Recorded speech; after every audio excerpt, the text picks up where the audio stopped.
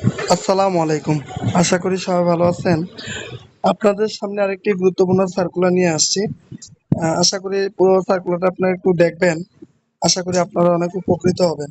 এখানে job opportunity electrical engineer, packaging industry. Factory বিভিন্ন ধরনের হয়, তার মধ্যে এটা হচ্ছে প্যাকেজিং ইন্ডাস্ট্রিতে ওনারা ইলেকট্রিক্যাল ইঞ্জিনিয়ার নিবে। এখানে মোটামুটি position electrical engineer, maintenance, industry packaging, PP, woven, bag, department হচ্ছে ইলেকট্রিক্যাল মেইনটেনেন্স। ঠিক আছে, আপনাদের পজিশন হচ্ছে ইলেকট্রিক্যাল ইঞ্জিনিয়ার, ডিপার্টমেন্ট হচ্ছে ইলেকট্রিক্যাল মেইনটেনেন্স। ঠিক আছে, আর যে ফ্যাক্টরি আর কি ইন্ডাস্ট্রি হচ্ছে প্যাকেজিং বা পিপি, ওভেন, ব্যাগ আছে না, এগুলা ফ্যাক্টরিতে যাদের বেশি ভালো অভিজ্ঞতা থাকবে ওদেরকেই প্রাধান্য বেশি দিবে। এখানে job responsibility electrical maintenance, production machinery and utility system.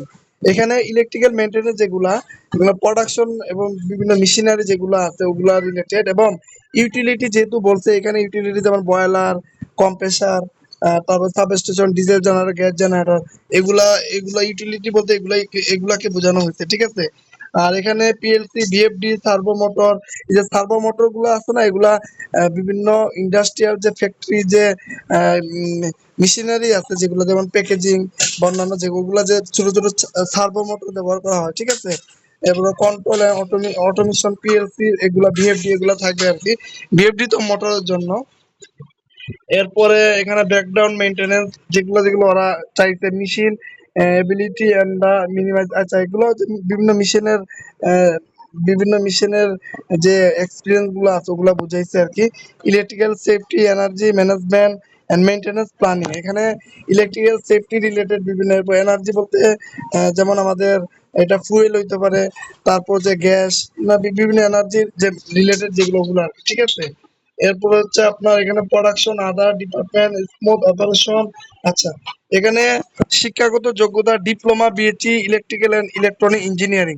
এখানে ডিপ্লোমা কেন দিছে দেখেন, অনেকের আছে 4 থেকে 5 বছর 6 বছর অভিজ্ঞতা আছে, সেই জন্য এখানে ডিপ্লোমাটা দিছে। যারা ডিপ্লোমা তাদের যদি এত বছর অভিজ্ঞতা থাকে তারাও এখানে অ্যাপ্লাই করার সুযোগ পাবে।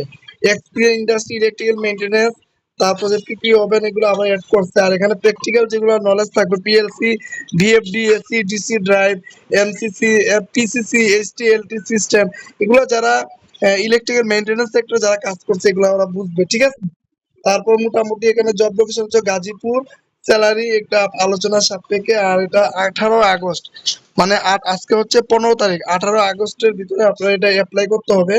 আর এখানে একটা ইমেল অ্যাড্রেস দেওয়া আছে, আর হচ্ছে আপনার ফোন নাম্বার দেওয়া আছে, আপনারা এটা নোট করে নেবেন। ঠিক আছে, তো মোটামুটি এই হচ্ছে সার্কুলার সামারি। আর এটা লিগ্যাল একটা সার্কুলার। ঠিক আছে, একজন ইঞ্জিনিয়ার এখানে শেয়ার করছে আর কি।